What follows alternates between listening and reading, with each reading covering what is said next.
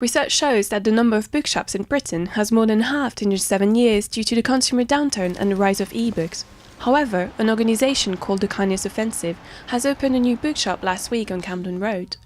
But this is no ordinary bookshop. Robert Williams, a founding member of the organisation, gives us an insight into their project. As a bookshop, but you can't buy a book, we give it to you for free.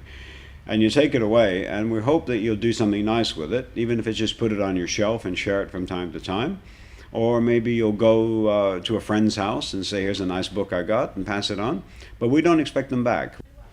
So far, the Kindness Offensive has rescued 100,000 books from going to landfill. And the books come from the end of publisher lines and what bookshops don't want anymore. Plus, what we find here now is people will come in and they'll take a few books and then they'll say, do you want some books? I've got books at home that have been on the shelf that no one's reading. So we say, fine, yeah, bring them in, and we put them on the shelf and share them with other people. The Kindness Offensive has teamed up with Healthy Planet, a charity who helps to bring empty spaces to life. They have rejuvenated a derelict pub on Camden Road to set up their latest project. But who actually foots the bill?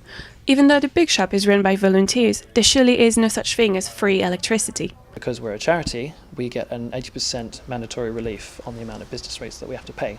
So if you're a landlord, you would have previously been paying 100% business rates, but if you let Healthy Planet come in and use your space, you would have cut your costs in half. We're basically using the space for free. And part of that condition is that if the landlord finds a permanent tenant, they can ask us to leave with only 24 hours notice. We're not actually renting the space like a normal tenant. So when we use a space, the utilities are paid by the landlord, so electricity, gas, and everything else that's required. This project has been well received by the community, as the John Barnes Library next door will be closing down in January 2014.